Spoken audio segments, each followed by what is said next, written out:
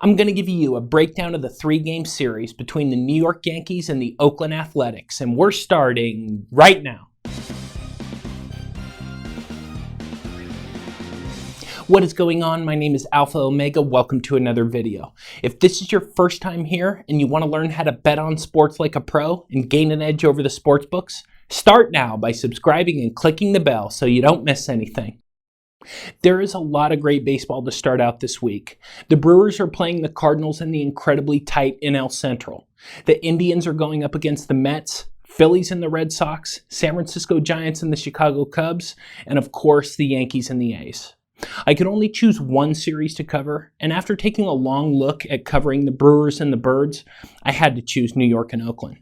These are two of my personal favorite teams in baseball, and after Oakland just took 2 of 3 from the Astros, it sets it up perfectly to face the Yanks. Oakland is currently only 1.5 games out of the wild card, and should Oakland get to the wild card game and win, the Yankees would be the likely opponent. So what you're going to see here is another potential playoff preview. Exactly as I predicted in a previous video, the A's trade deadline acquisitions have been money, as Tanner Roark, Homer Bailey, and Jake Diekman have all provided exactly what they were traded for. Having said that, the A's have only won 6 of their last 10. And while that is better than 500 ball, Oakland has to keep winning in order to have a shot at the playoffs. Currently, the Indians and the Rays each hold a wild card spot, and both teams are playing great baseball on a daily basis, so it's going to be a grind for Oakland to get there. I would also posit that injuries hold a key to whether or not the A's can make a final push, as Ramon Laureano is out until September 4th, Stephen Piscotty is out until at least August 20th, and starting pitcher Brett Anderson is out until at least August 25th. Each one of those players is an important piece to the A's playoff hopes, and the next man up mentality can only go so far. I also have to mention just how disappointing Chris Davis has been this season. I really feel like he's lost his confidence, and the A's really need him to step up while their other key pieces are injured, and so far he just hasn't been able to do it. Now on the bright side, Sean Manaea is expected to be back sometime around August 26th. So if the A's can get past this week and win enough games to stay alive in the playoff race, they should have enough talent back on the roster to make that final push. On the flip side, the New York Yankees also are dealing with serious injury woes, as Giancarlo Stanton is out until September at the earliest. Edwin Encarnacion is out until mid-September. Luis Severino's availability this season is still unknown.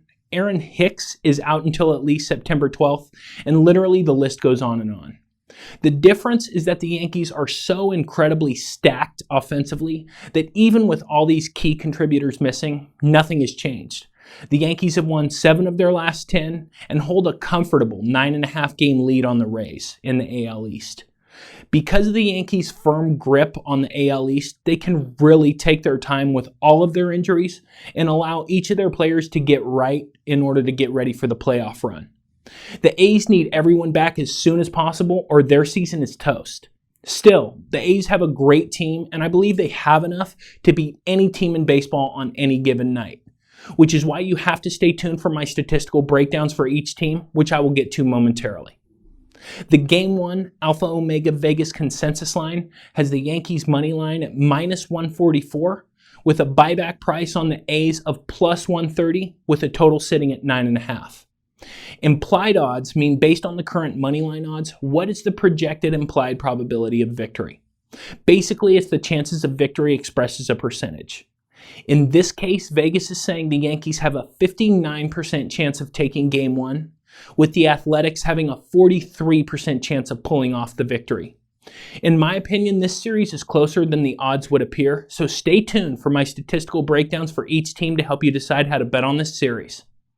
I'm going to break down some of the most important factors to consider when betting this series, but before we get into the statistical breakdown between the Yankees and the A's, I'm on fire right now as I literally won every day the past week, going 18-6 for plus 234.5 units, and the last 7 days I'm at 75%.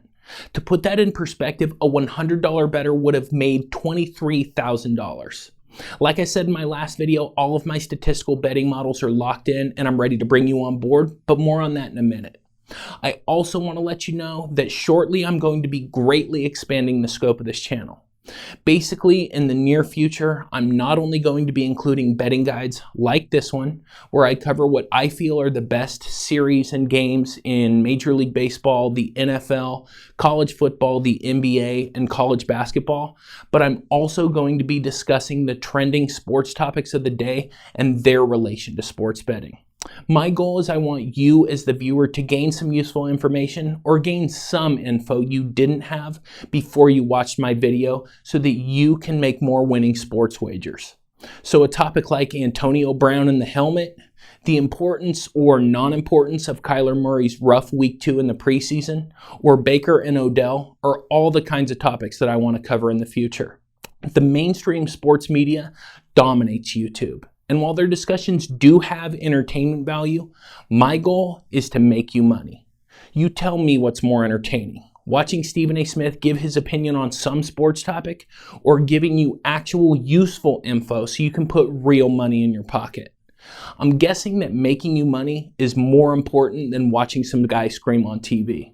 Now, I'm not hating on Stephen A.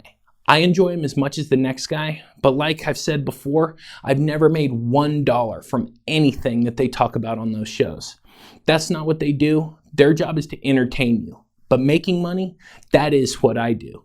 I put money in your pocket by giving you a sports bettor's perspective on the news of the day.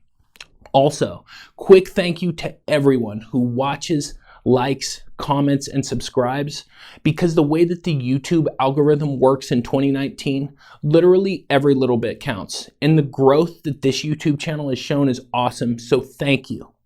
Also, if you haven't subscribed yet, make sure and subscribe and hit that notification bell because like I said, I'm going to be posting a lot of content. And remember that every video I make gives you free actionable info that you can use to make smarter bets, regardless of whether you decide to sign up with me or not. Also, speaking of signing up, remember to hit the link in the description and sign up for a sports pick package on my website in order to get the plays that I bet on each day. I have sports pick packages that can fit in with any bankroll. I have discounts on season passes, and I'm now at 65% in 2019 with my most popular Wise Guy plays. Like I said, this past week it's been fantastic as a $100 bettor made 23 grand. By the way, if anyone wants or needs proof, I have all of my info in the description of this video and feel free to get in touch. I do my best to be available and I will get back to you as soon as possible. Regardless of which package you choose, I email you my daily plays and you turn my picks into your profit. I also have multiple promotions going on right now.